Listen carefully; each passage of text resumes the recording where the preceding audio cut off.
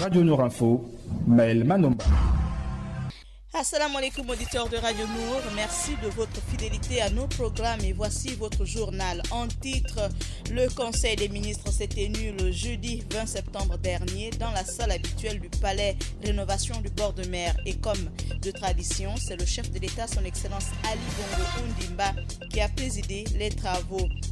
Et un pas de plus vers la tenue des élections législatives et municipales du 6 octobre prochain avec le lancement de l'opération de distribution des cartes d'électeurs. Après le chiffre de notre rédaction qui est une moyenne 12, Adiza Adamou s'installera dans ce studio pour nous présenter la page musulmane.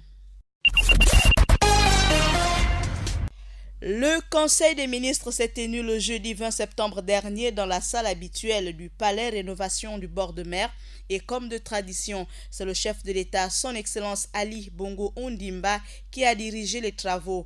Parmi les conclusions, le Conseil des ministres a adopté un projet de loi portant sur le nouveau code pénal révisé pour mieux lutter contre le grand banditisme et le terrorisme international au Gabon. Présenté en 7 livres et en 655 articles, le nouveau projet du Code pénal comporte plusieurs innovations majeures.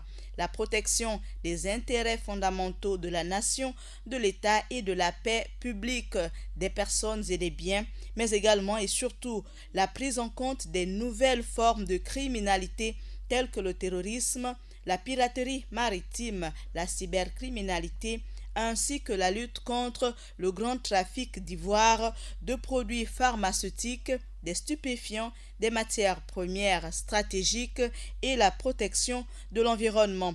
Un autre projet de loi sur le code pénal a été adopté. Il va, s'il est entériné par le Parlement, renforcer l'efficacité de la justice en introduisant des innovations adaptées au contexte actuel. Le ministère de l'Intérieur vient de franchir une nouvelle étape vers l'élection législative et municipale du 6 octobre prochain. Il s'agit du démarrage de l'opération de distribution des cartes d'électeurs à Libreville, Ovendo, Akanda et Ntoum. Les centres de distribution ont été identifiés en fonction des différents centres de vote dans les arrondissements des 4 communes concernées. Le ministre d'État en charge de la communication, Guy Bertrand Mapongou, a procédé à la remise des prix aux lauréats du premier hackathon sur la modernisation du système de santé au Gabon. 3 équipes composées de jeunes développeurs ont présenté les meilleurs projets en matière d'e-santé au Gabon à l'occasion du concours organisé par le projet e-Gabon. L'objectif de ce concours est de trouver des solutions pour améliorer le système de santé de notre pays via le numérique. Écoutons le ministre d'État en charge de l'économie numérique, Guy Bertrand Mapongou. Vous êtes au cœur de ces enjeux, de ces nouveaux enjeux, pour imager le système de santé de demain. Un système de santé beaucoup plus intégré, beaucoup plus étendu, grâce aux nouvelles technologies. Je souhaite que l'incubateur numérique qui vous accueille à partir de ce jour continue d'être un lieu d'émulation, j'allais dire de stimulation de l'innovation. Nous souhaitons que d'autres initiatives de ce type puissent être menées dans toutes les provinces du Gabon.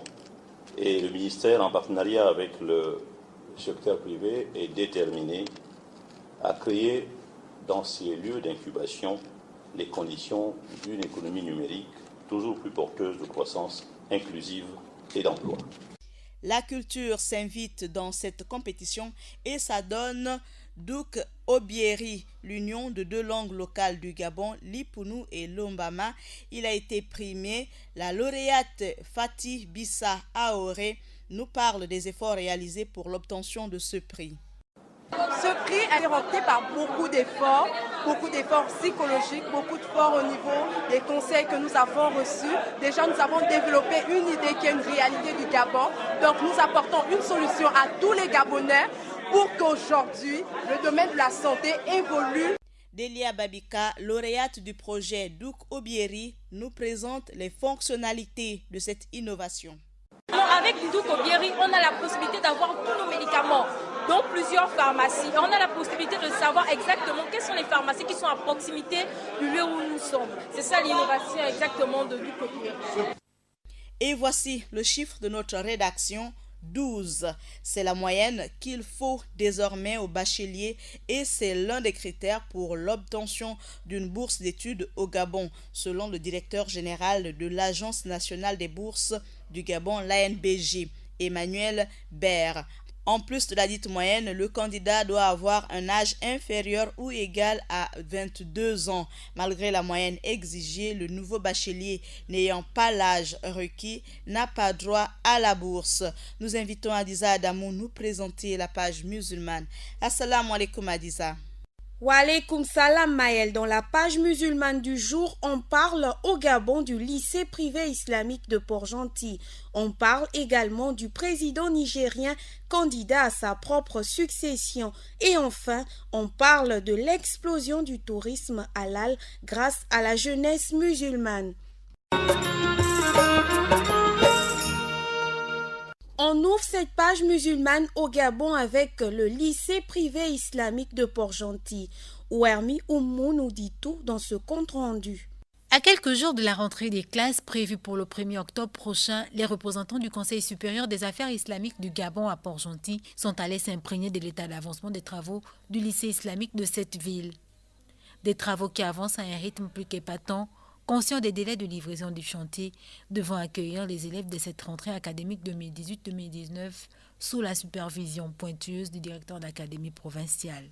Le lycée islamique de Port-Gentil est une volonté du Conseil supérieur des affaires islamiques du Gabon, dont l'ambition est aussi de participer à l'éducation de la jeunesse gabonaise.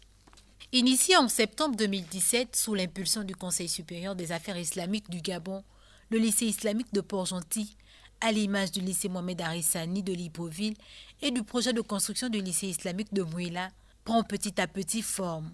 Des travaux qui évoluent à une vitesse incontestable car devant être mis à la disposition des apprenants dès la rentrée académique prochaine. Initialement sur 4 étages, avec un rez-de-chaussée des bureaux administratifs, 8 salles de classe par étage, des laboratoires d'analyse, salles de gymnastique, salles multimédia, et autres salles devant permettre aux apprenants de souffler le temps d'une pause ou mieux encore, se retrouver pour des travaux de groupe. Ce ne seront que 2 niveaux de cette infrastructure éducative qui seront livrés probablement dans les tout prochains jours pour permettre aux élèves devant regagner ces classes de rendre leur entrée effective. Dans un espace de 63 mètres carrés par salle de classe, soit 25 tables bancs pour un total de 50 apprenants par salle, toutes les conditions ont été réunies pour permettre aux élèves d'étudier dans un environnement aéré, sain et propice à leur épanouissement intellectuel. Pendant que les manœuvres accélèrent l'exécution des finitions des 2 premiers étages, de l'autre côté, l'administration connaît, elle déjà, une affluence des parents et élèves désireux de faire partie de l'effectif de ce lycée qui arrive à point nommé au moment où la question des infrastructures éducatives constitue une véritable préoccupation. Il convient de préciser que le lycée islamique de Port-Gentil est un lycée laïque d'enseignement général placé sous la tutelle du ministère de l'Éducation nationale, obéissant donc au programme éducatif gabonais. Le rendez-vous est donc pris pour le 1er octobre prochain, date de la rentrée des classes. On dit merci à Oumou pour toutes ces informations sur le lycée privé islamique de Port-Gentil, prêt à accueillir en cette année académique 2018-2019 ses tout premiers élèves. On ferme cette page musulmane en économie avec l'explosion du tourisme halal grâce à la jeunesse musulmane. En pleine expansion et pleine cure de jouvence, la belle vitalité du tourisme islamique ne se dément pas au fil des ans. Selon une étude rendue publique par Fazal Bahardine, le spécialiste du voyage islamique a mentionné que dans leur ensemble, les jeunes musulmans âgés de 20 à 36 ans ont en commun leur soif de découvrir le monde. Une curiosité insatiable qui, dans les 5 à 10 années à venir, va les amener à doubler ou presque à consacrer leur budget à des circuits touristiques halal, entraînant par la même occasion un formidable boom du tourisme islamique d'ici 2026. Voilà Maël, c'est tout pour la page musulmane du jour. C'est la fin de ce journal présenté par Maël Manomba de Mouabi. Merci à Adiza Adamou pour la page musulmane. Merci à Axel, Daniel et Georges du côté de la technique. Surtout, merci à vous de l'avoir suivi. Assalamu alaikum.